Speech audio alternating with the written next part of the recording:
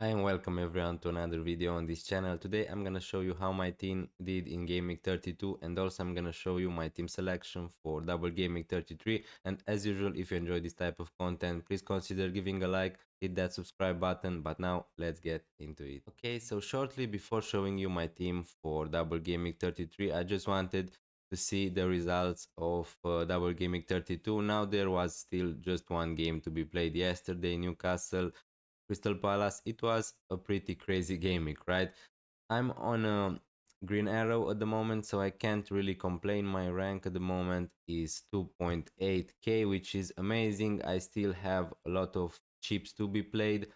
Now, in the last game yesterday, my triple captain was Isak. I felt a little bit not great about the triple captaincy because he got just an assist in the first game when Newcastle scored 4 goals against Manchester United, and also Newcastle scored again 5 goals against Crystal Palace, and finally Isak got his goal. So yeah, really happy about it. I think that it could have been even more points for Isak, to be honest with you.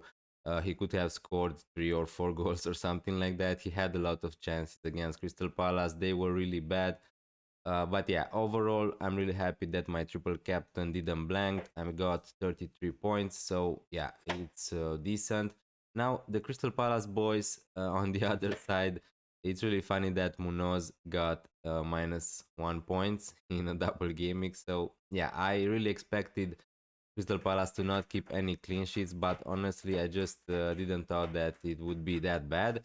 Sar with 7 points, the best player from Crystal Palace for me at the moment, as they also missed the penalty, and Mateta was subbed off again. Now the game was pretty much over that point, so I don't really know if that was tactical or something like that.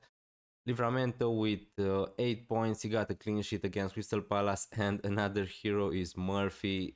This guy just can't stop scoring points in FPL. So yeah, maybe I triple captained the wrong player. So yeah, jokes aside, Murphy was amazing. 19 points. His ownership is gonna be really high at the moment. But let's see how my team is gonna look for double gaming 33. Okay, so as you can see from the screen, this is how my team is currently lining up for double gaming 33. I have 3 free transfers, so this was always my plan, to try to save all the transfers when I wildcarded in gaming 30, and then in gaming 33 to use my bench boost. So my bench boost chip is active. In gaming 34 I'm gonna use my free because I'm gonna have a lot of double gaming players for this gaming. Now I'm in a really good position. Honestly, I'm really happy about my team, about my rank. If we go and discuss, I know that I discussed maybe really a lot about all those double gaming players in the last gamings, but at the moment I have 8 players who are gonna double because one Gabriel is injured obviously for the rest of the season. So don't worry guys, I didn't make my transfers yet. I'm still gonna wait for the press conference. I just want to make sure that if I'm gonna buy any players for my bench boost, they are gonna be fit at least. So I want to maximize all my chances to get as much as possible 2 games or 1.5 for every player. Now let's start with the defense. Obviously it doesn't really matter because I'm gonna use my bench boost, but Raya would be my first pick goalkeeper if I wouldn't bench boost. With the fixtures against Ipswich away, Crystal Palace at home, uh, yeah, the fixtures are just better than from Martinez. I don't know. I don't think that Martinez is gonna keep a clean sheet against Newcastle at home and City away, but who knows? Obviously, he's gonna get a lot of save points, hopefully for me. But yeah, Raya is just playing in the better defense. Arsenal got through to the semi-final of the Champions League, but Raya still is gonna play. I know it was really frustrating to own any Arsenal defenders in the last 3 game weeks because they were maybe a little bit unlucky, but I still think that double Arsenal defense is the way to go now. Obviously, you can go a little bit different. Gabriel is in my starting 11, but he's gonna be sold now. I don't have the funds to go for someone like Saliba. I think that he's the best option to go at the moment. But I'm looking at someone like Kivior, so I'm looking to sell Gabriel to another um, Arsenal defender. Now, obviously, I could just go for Bradley. The last news is that Trent Alexander-Arnold is back in training for Liverpool, so maybe a little bit surprising. He's back quicker than we thought. Maybe I could still buy Bradley for the double gaming. I don't think that Trent is gonna start in gaming 33, and they're gonna play against Leicester. So he's a really nice option this gaming. But I also have Konate on my bench against Leicester, so I don't know if I really want to double up. And also I want another player from Arsenal. So realistically, uh, I could obviously we're gonna discuss about Palmer also, but I'm gonna sell Palmer to Bukayo Saka, so I don't really wanna sell. I could sell Murphy to a Martinelli, to a Murphy, sorry, to a Trossard, to a Merino. Maybe that could be also an option, but at the moment my planned move is Gabriel to Kivior to save up some cash. Now, my other defenders are Guardiol and Munoz. Yeah, Munoz scored minus points in Game Week 32, but yeah, it's just not worth a transfer. You know that he's a real attacking defender. That it doesn't change that. He's gonna play against Bournemouth at home. Uh, Maybe they could keep a clean sheet. Who knows? Against Arsenal is gonna be really tough. But yeah, I wouldn't just write off Crystal Palace. The fixtures were really bad in Game Week 32, so yeah, maybe we're overreacting a little bit, saying that Crystal Palace were so bad in the last two games, but they also played against really tough opposition. So yeah, obviously that matters. Now, on my defense, I have also Konate and Livramento. Konate was my planned move in um, in the wildcard 30 to be in my team just for the bench boost at the moment. So yeah, against Leicester away, hopefully he's gonna play. Yeah, hopefully Liverpool can keep a clean sheet. So I'm really happy with him. Um, yeah, Livramento is my last defender. Obviously, with Livramento, I need to think because he could be a player who I might sell to a double gaming player. Although at the moment I'm not so sure about that. But let's talk a little bit about the midfield. Palmer, as I said before, he's gonna be Bukayo Saka, so he was just a placeholder for Saka in wildcard 30. Now, obviously, it didn't really work out with him because he outscored Saka, but just by 1 point, so it doesn't really matter. All the people who bought directly Bukayo Saka saved the transfer, so yeah, if I could go back in time, I would just buy Bukayo Saka, even that he was benched in the last game weeks. So yeah, now Savinho, Salah, Sar. Salah is gonna go nowhere. I mean, I could just sell him for a double gaming players, but in my team, it's just not worth it. I wouldn't do it in any team. Honestly, I think that Mohamed Salah could outscore any double gaming player. Honestly, it's just that the fixture is amazing against Leicester away. They are defending really bad. They are attacking bad. uh, yeah, they are fighting for relegation, but we know that pretty much they are relegated. Liverpool could win the title in that game if Arsenal are gonna lose their game. So yeah, I think that Mohamed Salah at some point he's gonna score big points, and I'm just not sure if it's not gonna be against Leicester away. Now, if we talk a little bit about Savinho, obviously that he's not a great pick at the moment. I bought him in my wildcard 30. He scored 9 points in the first game, but then he didn't play any minutes. Now he was on my bench, so I didn't really care too much about that. Now, obviously, it's not nice that he was not starting the last two games against Everton and Aston Villa at home. Great fixtures. I just think that Savino is gonna start at least one game. I just have a feeling maybe. And also it's not really worth to use a transfer to sell Savino to, I don't know, to Rogers, Asensio, Rashford. I just don't want to do that. If Savino is going to start one game and play 10, 20 minutes in the second one, yeah, it is what it is. I picked him. He's a really cheap option at that price. I think that he's okay value.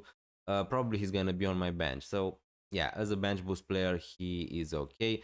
With City midfielders, obviously, you don't know which ones are going to play every game week and which players are going to start. So, it's really not a big difference between them, to be honest with you, because you're gonna have this risk with Savinho, with Foden, with Kevin De Bruyne, with Doku. So yeah, now with Sar again, uh, mm, a little bit disappointed in the last game mix. He scored at least 7 points in game week 32, but again, not no worries to sell him. Obviously, I think that Eze is maybe a better pick, but it's not worth to sell Sar to Eze. Also, I don't have the cash.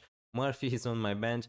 Murphy probably is a player I will look to sell, and feels wrong a little bit to say that because he scored a lot of points in the last two game weeks. So yeah, maybe I should reconsider that. But at the moment he's on my bench. Now it's not a bad option because he's playing great at the moment. Now maybe that's a little bit knee-jerk because he scored a lot of points in the recent 2 weeks. But yeah, I should reconsider to keep Murphy, but at the moment I'm planning to sell him to an Aston Villa midfielder. If we move to the forward line, probably nobody is gonna go. Now Mateta, yeah, really disappointed in the last two games. Let's see what Glasner gonna say at the press conference. But at the moment I just can't afford to sell a lot of players for minus fours. So yeah, he's still gonna be in my team. Hopefully, he's gonna get some minutes.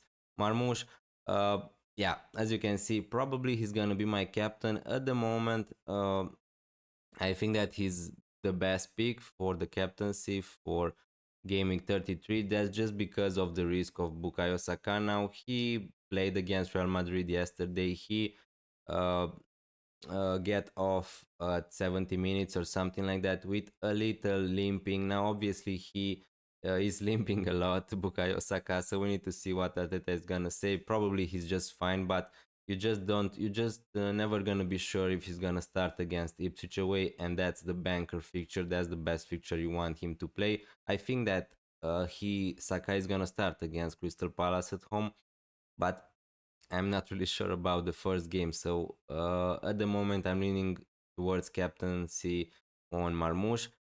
He's gonna play against Everton away, Aston Villa at home. The fixtures are not as good as for Bukayo Saka, obviously, but he could be on penalties. He's as close as possible to a guarantee for Manchester City. He's playing as a number 9. City are scoring a lot of goals recently, so yeah. And my last forward is Isak against Aston Villa away. He scored in the last game week. We talked about Isak, so um, I could even move him on, but at the moment I don't know if I have a better option than Isak. It could be Watkins, but obviously at the moment I don't trust him to do that move, and I don't think that it's worth it, honestly. But now let's see how my team would look if I was to make my 3 transfers. Okay, so shortly, this is how my team is lining up currently for Double Gaming 33. Let's see how my bench boost would look like if I was to make my transfers. So first transfers is gonna be Gabriel to someone like Kivior, Palmer to Bukayo Saka. Now, I think that you can keep Palmer if you want, or you can even go for someone like Kevin De Bruyne if you don't have three Man City players. So I forgot to say that. If you don't trust that Saka is gonna start both games, but I'm still gonna go for Bukayo Saka anyway. So if we make these two transfers, uh, I'm gonna have 1, 2, 3, 4, 5, 6, 7, 8, 9, 10 double gaming players, and my single gaming players would be Konate against Leicester. Let's move Savinho here to see more clearly. So Konate, Salah against Leicester, Isak, Murphy and Livramento against Aston Villa away. Now obviously my other plan move is to sell Murphy, and I have 6.5 millions in the bank, so I can't really afford someone like Rashford, but I just prefer Rogers at the moment, so that would leave me also with 0.9 millions in the bank. If I make all my 3 free transfers, I'm gonna have 11 double gaming players, and my bench would look something like this. Now, obviously, if you think that Isak is gonna score more points than Savinho, then you can have Savinho on your bench. But I would have Martinez with 2 fixtures, Savinho with 2 fixtures in theory.